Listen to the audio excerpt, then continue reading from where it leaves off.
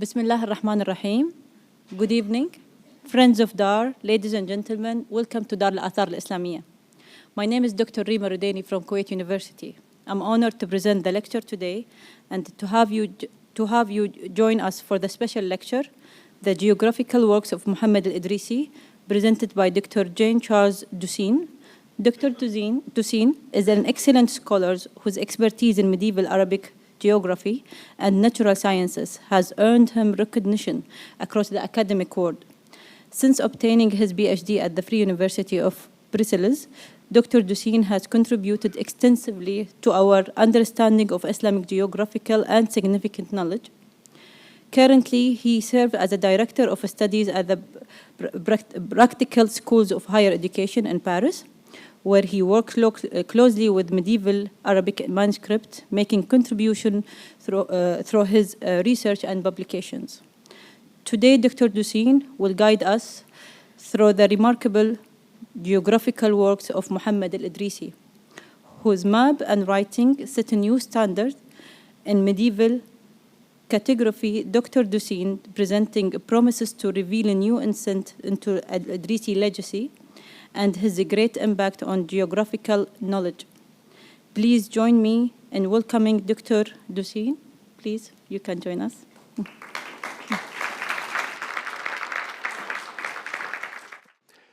Dear ladies and gentlemen, first of all, I would like to thank al-Athar al-Islamiyyah for inviting me. It's a real honor for me to speak here in the Kuwait city. I take this opportunity to share with you the story and work of an extraordinary Arab geographer and cartographer of the 12th century, al-Idrisi. I will first briefly describe the scientific field of Arab geography from its beginning to the 12th century, and then present al-Idrisi and his work in their particular historical context. Within medieval Arabic scientific literature, geography is a rich and varied genre that developed from the 9th to the 12th centuries, according to different trends, with interests ranging from the region to men within the Muslim world. Moreover, this literature is often accompanied by graphic representations, that is to say, maps, also drawn according to different criteria. However, al-Idrisi's work is unique in this scientific production, as I will demonstrate. Until the 10th century, Arab geographers always tried to understand and represent the spatialization of Islam political domain, Mamlakat al-Islam, across the entire known world. The first Arab geographers all relied on the work of the Greek geographer Ptolemy, which has been introduced into the Arab world under the Caliph al-Ma'mun by the scholar al-Khwarizmi in the 9th century. This work, however, only gave the outlines of the continents. It will still necessary to arrange the cities, to define the regions, and to find out what the types of people live there. On this field research, the Arab scholars have been very innovative, developing here a truly descriptive and human geography. Regarding the geographical questions that motivated these scholars, they were driven primarily by administrative needs, roads, trade, imports and exports, but also by a curiosity about the diversity of lifestyles and customs that could be explained by natural causes. Finally, they also had the desire to accumulate knowledge that entonished common sense, as demanded by the literary culture of the time, the adab. To achieve this, writers generally use two methods. Either they read, compared, and reproduced some of what their predecessors has written, or they travel themselves to learn from their own experience and observation the realities they wished to describe. in this way. They promoted eyewitness testimony as a criterion of truth, and they travel as necessary as needed for getting to know human realities near and far. The result of this geographical curiosity from the 9th to 11th centuries was the production of a large corpus of descriptive and almost ethnographic literature, accompanied by an original cartography that covered the entire of the Muslim world and neighboring regions, with varying degrees of accuracy. Al-Idrīsī, Ibn Hawqal, and al-Muhađ are just three of the key figures in this literature. Here is the Ibn Hawqal's circular world map. You can see in the top the South and Africa. You can recognize Asia and also Europe, with in the center of the world the peninsula, the Arabic Peninsula. Here is the Ibn Hawqal's map of the Mediterranean.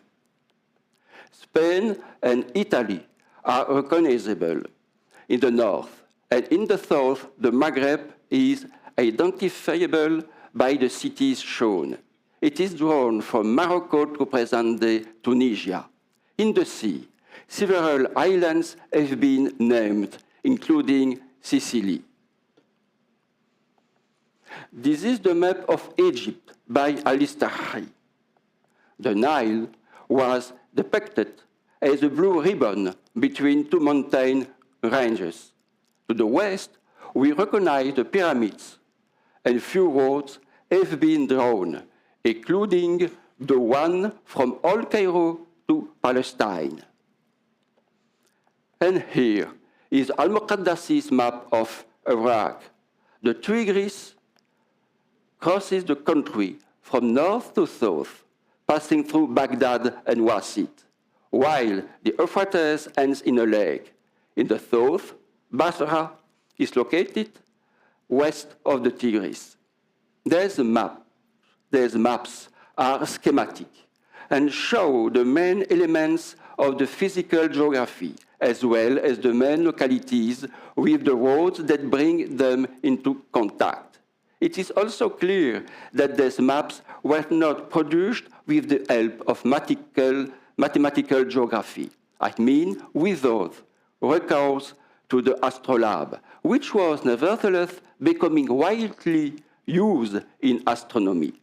Subsequently, although this scientific production underwent particular developments according to the political evolutions of the regions and the modes of writing, a geographer on the periphery of the Arab world produced during the 12th century a work that was both the culmination of this methodology and of the great originality. I am here referring to Abu Abdallah Muhammad ibn Muhammad al-Idrisi, who worked for King Roger II of Sicily. We know almost nothing sure about the life of Abu Abdallah Muhammad ibn Muhammad al-Idrisi al-Qurtubi. The Spanish librarian Miguel Casari wrote in 1770 that Idrisi was born in Ceuta in 493 Hijra. Although this is not sure, this fact has been widely repeated in the modern literature, with no further evidence to support them. Al-Idrisi is thought, and his Nisba confirmed this, to have studied in Cordoba. However, Leo Africanus wrote that he was born in Massare, in Sicily, again without evidence to support this. According to a note written by a Mamluk scholar, as-Safadi, we know that Al-Idrisi's father found refuge at the end of the 11th century in Sicily. Al-Idrisi must have been born after this date, perhaps in Sicily or in Al-Andalus. His family probably moved in the same circles as the royal family, and King Roger II could have engaged in services of this stranger. One should note that al-Idrisi often refers to our country, Biladina, when he writes about Spain. This shows that he had a special attachment to Al-Andalus and that he was perhaps native from this region. One thing that is sure is that he was in Andalus in 511, as he wrote himself. His name then came up at the court of Roger II, for whom he wrote the Nuzhat al-Mushtaq fi Ikhtiraq al-Athar, starting 533. In between these two events, we also know that he went off on his travels on one or several occasions, particularly to the Maghreb. According to the biographical note written by Leo Africanus, there is a general consensus that al-Idrisi died around 560 Hijra in Sabta, but again, this is uncertain. Only Imad al-Din al-Isfahani suggested he died in 571 in Tunisia, which is consistent with the completion of the Nuzhat al-Mushtaq and with the fact that al-Idrisi was still in post under William I of Sicily, the son of Roger, and under which he composed a revised version of his geography, the al-muhaǧ, wa al-Furaj. After this, we lost track of him. To get an idea of the significance of his work, let me mention to you that the author has written an universal geography containing more than 5,000 place names and about 2,500 on the maps. Even more, the 68 individual maps bear witness to a long process of positioning. Let me now explain how a geographer gets there. In the introduction to Nuzhat al-Mushtaq, al-Idrisi explained that he was Roger, the second scientific and geographic curiosity that had him to read the geographers. He tells us that he found their materials uneven, and this had made him to turn towards contemporary experts of the fields. Finding the sources also similarly unsatisfactory, he started collecting travelers' accounts. This collection process took him 15 years. To organize the information, he drew a map of a drawing board with the help of a ruler and a compass. Then he transferred this onto a silver disc that showed all the countries, coastlines, seas, rivers, roads, and distances. Unfortunately, this planisphère was destroyed in 555 during the rebellion against William I of Sicily. Finally,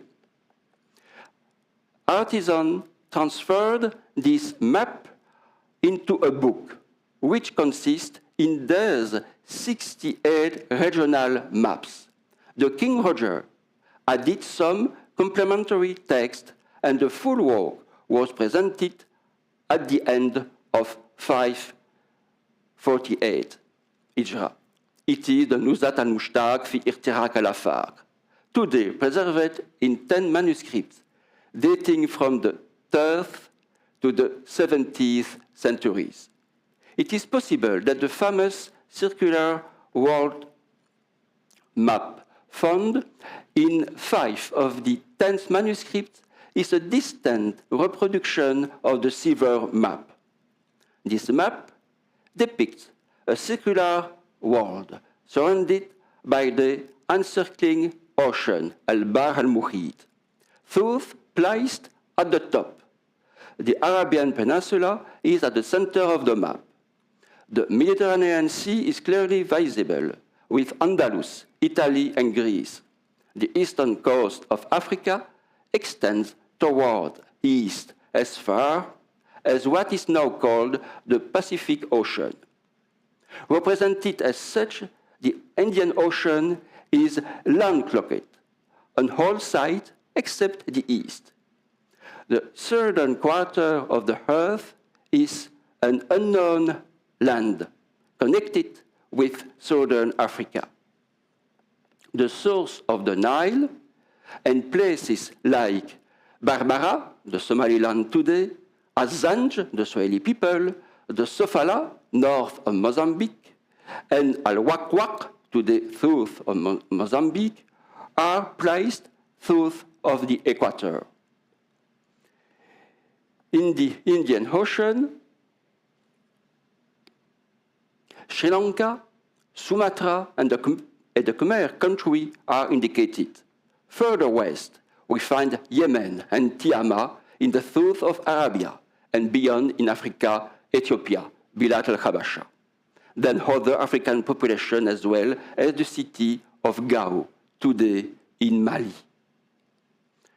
Further north, in Asia, we find China, India, Sindh, Pakistan today, Oman, Hijaz, and Yamama in Arabia. Moving back to Africa, we come across Egypt, Libya, and then the Maghreb. In Asia, several Turkish populations are named, and further west, Iraq and Azerbaijan are correctly located. In Europe, several states and populations such as Germany, Albania, France, and Poland are well indicated. Al-Idrisi was the author of this work, and it was only by flattery or humility that he attributed the authorship to the king, who instigated and patronized the project. We know from other chronicles that Roger II commissioned other scientific works about optics and history to scholars at his court. Al-Idrisi's geography received its title in the same year as the king's death, and internal critics noted that the full work was not completed until 4 years later, in 553, during the reign of Roger's son, William I. The next question is, why such a work was commissioned? Roger II of Sicily was extending his power in the Mediterranean, particularly along the coast of North Africa, but he had no hegemonic ambitions. And even in this case, the practical utility of a geography remained very limited. It should be seen as a patronage initiative for more scientific knowledge, and perhaps also an attempt to locate the humanity within the world. As such, the result was worth the effort. In order to be systematic, al-Idrisi modeling his work on that of al-Khwarizmi. Idrisi first divides the world into 7 climates, subdivided into 10 sections, giving a total of 70 sections. According to an ancient geographical concept, the climate constituted a region delimited by its latitude, where the effects of heat, sun, or humidity on the inhabitants were supposed to be similar. Each section constitutes one chapter of his book, and each is illustrated by a specific map. Altogether, these maps give us a complete picture of the world. the map also gives some mathematical geographic coordinates, as such in the South of Arabia. As well as in al-Khwarizmi map, the Indian Ocean is partly enclosed to the south, and Sri Lanka is disproportionate in relation to India. However, al-Idrisi has taken care to update the geographic information so that the toponymy of Europe, the Mediterranean, and the Muslim territories reflect that of the 12th century. In Northern Europe, the Scandinavian countries have been sketched for the first time. And while in Egypt, the Nile Delta has been given a realistic representation. We can remark the lighthouse of Alexandria. Similarly, because al-Idrisi had more information on the Indian Ocean, there are a lot of more ports marked out along its coastline, and the islands of Southeast Asia are represented for the first time. However, emerged Madagascar and Borneo as one island. How did he gather his descriptive information? By using both written and oral sources. Idrisi mentions a number of written sources in his work. In his introduction, he notably cites Ptolemy. It is important to understand, however, that Ptolemy's work underwent Arabic adaptation at the ends of al-Khwarizmi. This is confirmed through a comparison of some of the place names on al-Idrisi's map as well as by its general appearance. But he also mentions Ibn Bey, author of the Kitāb al-Masalik wal-Mamalik, al-Jayhani, who was the Samanid vizier and author of the Kitāb al-Masalik wal-Mamalik.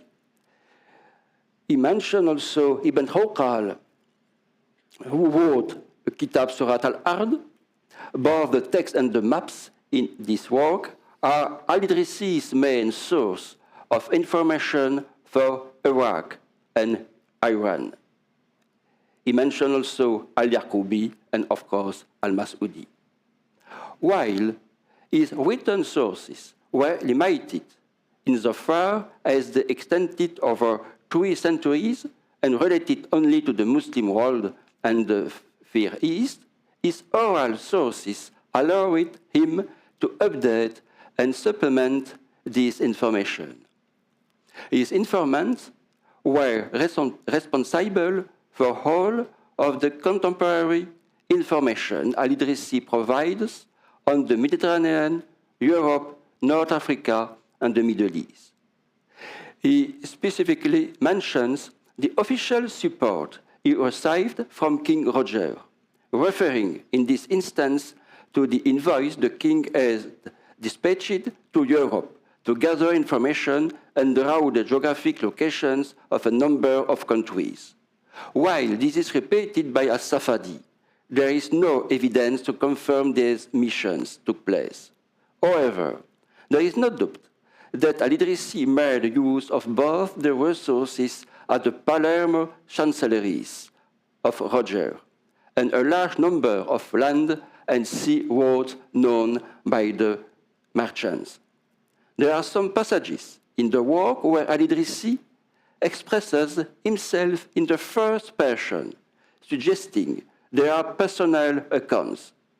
However, an internal review reveals that the author's travel would have taken him to the Iberian Peninsula, the Morocco, and the Sicily. His personal accounts of other places are borrowed and copied. This association of ancient sources and contemporary information sometimes led to anachronism. And, to put it more directly, the further east you go from the Mediterranean, the less up-to-date the information becomes. In this way, the author ignores the Turks' arrival in Iran and then Anatolia, their conversion to Islam, and the formation of the Seljuk states. If the cartographic vision of the world has indeed served as a model for the organization of the text, the map itself obviously presents information of a different nature, more suited to iconographic expression, while the text commenting is richer in information, certainly topographical, but above all, historical, economic, and human. The geographical material described in the text develops physical geography, but primarily concerned urban entities, towns, villages, oases, depending on the region. The topographical locations, the livelihoods of the inhabitants, and the roads that connect them. It also contains a number of ethnographic observations about population on the periphery of the Muslim world, ranging from remarks about unfamiliar customs, such as the felt tents of the Turks, to the religious practices of India, which seem so strange, as well as stereotypes such as the security of China due to a strong political order, or the worship of fire by pagans. Perhaps his hostile view of nomads, be they Arabs, Berbers, or Kurds, is based also on stereotypes or urban ideas.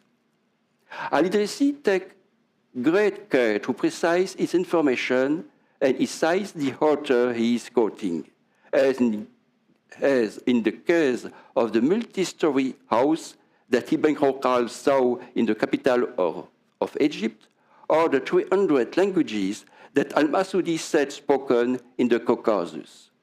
He also reduced marvels to the strict literary minimum, such as the legend of the journey of Salam al-Turjman, Salam the interpreter, of the dike of Gog and Magog, Juj wa Majud. As for the maps, they show the boundaries of the continents in relation to the seas, the accidents of physical geography in the supposed location, and distribute the cities according to the relative position to each other. Both in the text and on the maps, a number of watercourses appear, sometimes named, sometimes anonymous. Obviously, the iconography of the maps we have today was chosen by the painter of the manuscript and not by the author himself. The rivers are depicted as blue ribbons that meander realistically, while the mountains are brown, extended shape seen in profile. Let us take a few cartographic examples: France, the Indian Ocean, and the Arabic Gulf. As the original map is south-facing, I have rotated it to the north, in accordance with current conventions, so that it is easier to read. Although there were no borders in the 12th century, the general shape of the country can be recognized. To the north of Spain and Italy, from which it is separated by two mountain ranges. The country lies on the shores of the Atlantic Ocean. Its capital, Paris, is situated on a river, and the territory is dotted with around 50 towns, each with a name, represented by a small flower, by a rosette. The Indian Ocean stretches between Asia to the north and Africa to the south, since for our geographers, Africa stretches eastwards, parallel to Asia. Asia includes Champa, China, and Korea. The Indian Ocean is dotted with named islands or archipelagos. From west to east, we have Sri Lanka, Sumatra, and Java. The Lakshadweep archipelago is represented as a cloud of islets, while the Andaman and Nicobar Islands are clearly individualized. Obviously, the positioning of these islands is purely imaginary. A large island stretches out, which can be considered to be Borneo, but al-Idrisi is indecisive when he identifies it with Madagascar, al-Qumr. Let us remember that for him, Africa stretches towards the east, which makes it normal to confuse the large islands of the Indian Ocean. Finally, let us take a look at Iraq and the northwestern Arabic Gulf, where we are at this moment. The Euphrates and Tigris cross Iraq from north to south, while the Zagros Mountains separate it from Iran to the east. The Euphrates ends in a series of marshes at Sawad, north of Basra, while the Tigris flows through a complex delta into the Gulf. To the east, several Iranian rivers flow into the Gulf through Fars and Khuzestan. In the northeast of Arabia, two regions are demarcated. The desert areas of the Arab, Majalat al-Arab, and the steppe, al-Badia. Finally, three islands are mentioned in the Gulf: Kharg, island Awal, today Bahrain, and the island of Laft, maybe today Keshm, located too far north. A comparison of the Paris manuscript on the right with the Oxford manuscript on the left shows only minor differences in iconography and color. The overall composition of the map is identical. The text describes the main cities in the region from South Iraq to Isfahan. It should be noted that Idrisi received information about Basra from a merchant returning there in 536 Hijra. Al-Idrisi follows exactly the overland route from Basra to Bahrain, skirting the coast and passing through Al-Harsa. According to Idrisi, there is a desert with no water in the interior land. The Idrisi's work was widely circulated until the 19th century in Maghreb, Egypt, Istanbul, and even in Iran. He is mentioned by a large number of scholars, such as Ibn Sa'id, Ibn Shaddad, Ibn Izari, Abul Fida,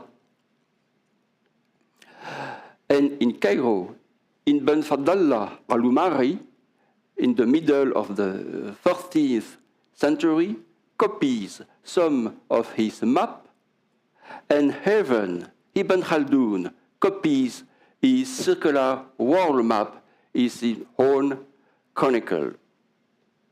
In Tunisia, Ali ibn Ahmad ibn Muhammad al-Sharfi used the Nuzhat maps as models for some of his own maps.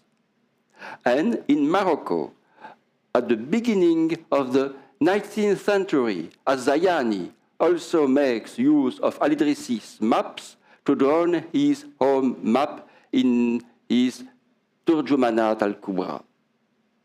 And an abridged version of the Nuzhat al-Mushtaq was printed in Roma in 1592, then translated in Latin and published in Paris. But the story isn't over yet. Several years after writing his geography, for unknown reasons, al-Idrisi resumed his work in the unabridged version, retaining only the roads and updating them. He felt that this little work could be useful for travelers, as it was much more manageable than the first. This is the al-muhaǧ, road al-Faraj. Idrisi explains in his introduction that he wanted to write a book that it was easy to copy and light enough to carry around. For this, he summarized the material from the Nuzhat al-Mushtaq, but only using words and words, without descriptions. He mentions the same sources as those cited in the Nuzhat, but he highlights the missions supposedly undertaken in Europe under Roger II's mandate. This is not just a summary of the Nuzhat, however, because al-Idrisi includes new topographical information as well as new roads in this work. In North Africa, for example,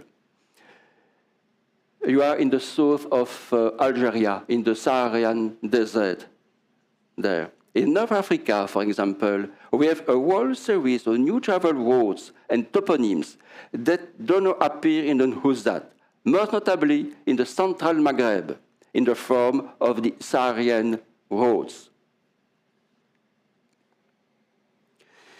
We have also a map of the Algeria and Tunisia today from Tripoli to Béjaïa, but without new information. He'll also give details of some original travel routes in the Iberian Peninsula and in the territory of France, which are corroborated by Western sources. The work is also accompanied by 73 maps, but they are less detailed than those in the Nuzhat, probably because of the size of the work, and they contain few theses. For example, we have the first representation of the Lac Chad in the Chad today. The map of the northern Arabic Gulf is no more detailed. Only the main towns are shown, and there are 3 islands in the Gulf, including this time Bahrain, and not Awal. In conclusion, al-Idrisi may not have been an innovative geographer in his approach to the realities of physical and human geography, but the techniques and knowledge he inherited enabled him to produce a work that was unparalleled in its time for its ambition and comprehensiveness. Admittedly, this answered to a request from Roger II, and the king provided the scholar with state resources, and Sicily's central position in the Mediterranean also played a part in the wealth of evidence collected, but the fact remains that al-Idrisi geographical work represents a great scientific achievement within medieval Arab geography. Subsequently, while geographical literature found new forms of expression in Arabic, such as the travelogue, the Rihla, or the dictionary, Majma Buldan, or even cosmography, I think to al-Qazwini's Ajaib al-Makhluqat, Arabic cartography saw little renewal, apart from the emergence of nautical cartography. In this case, we should mention the Ottoman Admiral Piri-Reis, of whom the museum has a copy, but we are in another universe here. Thank you for your attention. Shukran lakum ala itimamikum.